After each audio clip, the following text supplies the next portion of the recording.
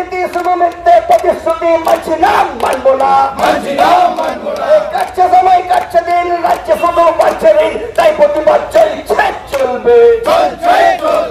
বিদ্যুতের মাশুল বৃদ্ধির প্রতিবাদে প্রাক্তন বিজেপি সাংসদ তথা বর্ধমান দুর্গাপুর লোকসভা কেন্দ্রের পরাজিত বিজেপি প্রার্থী দিলীপ ঘোষের নেতৃত্বে দুর্গাপুরের বিধাননগরের WBACDCL অফিসের সামনে বিক্ষোভ। রাজ্যে রাজ্যে একদম বাংলা থেকে ব্যতিক্রম, তৃণমূল জবাব দাও।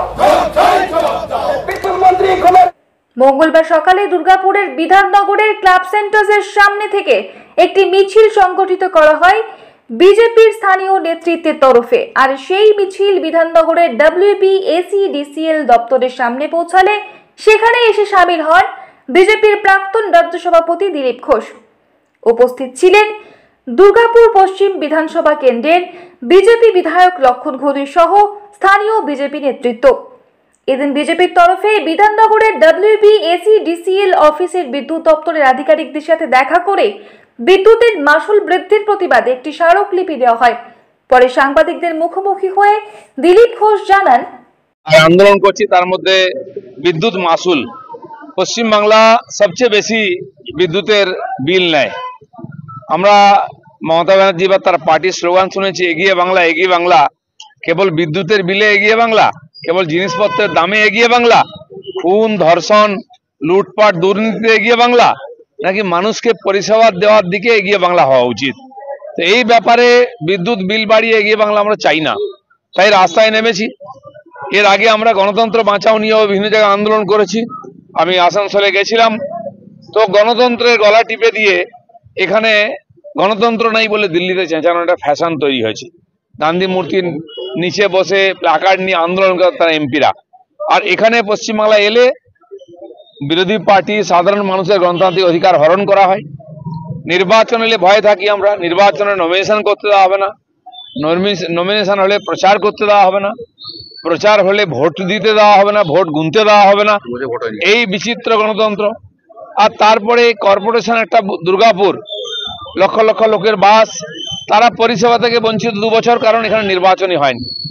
এর আগে 1.5 বছর ধরে নির্বাচন বন্ধ করে রেখে বিধানসভার আগের নির্বাচন, বিধানসভার পরে করে ভোট লুট করে জেতা হলো। প্রায় 100-র বেশি, 120টা মিউনিসিপ্যালিটি কর্পোরেশন ঠিক একইভাবে লুটে নেওয়ার চেষ্টা চলছে। এত বড় দুর্গাপুর একটা কর্পোরেশন, সেখান থেকে মানুষ পরিষেবা থেকে বঞ্চিত।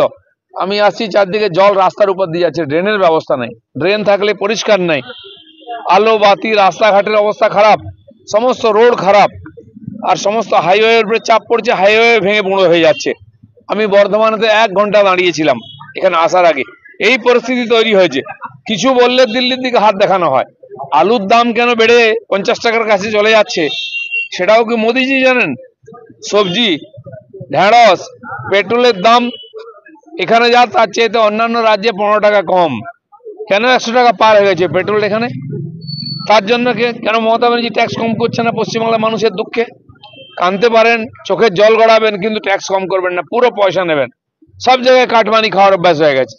তো এই সমস্ত এর বিরুদ্ধে আমাদের আন্দোলন চলেছে। দুর্গাপুরেতে উচ্ছেদ, এখানে যারা ডিবিসি জমিতে বসে আছেন, ডিএসপি জমিতে বসে আছেন, তাদেরকে জোর করে উচ্ছেদ করা হয়েছিল, সে নিয়ে আন্দোলন করেছি আমরা। পয়সা নিয়ে বসানো হবে, আর উচ্ছেদ হলে তার নেতারা রাস্তায় নামবেন।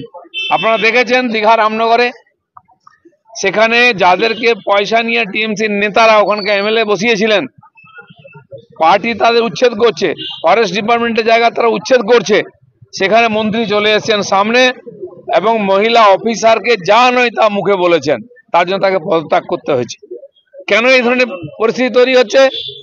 সেখানে উচ্ছেদ করতে দেবেন না, যেখানে ওনারা টাকা নিয়ে লোককে বসিয়েছেন, জমি দিয়েছেন, জায়গা দিয়েছেন। দুর্গাপুর থেকে তন্ময় দাসের report, the e-paper digital. DSMS, a premier management college in Durgapur. Admission open for hotel management, hospital management, tourism management, BBA, BCA and nursing. Excellent training and placement assistance. Join now. DSMS, gateway to success.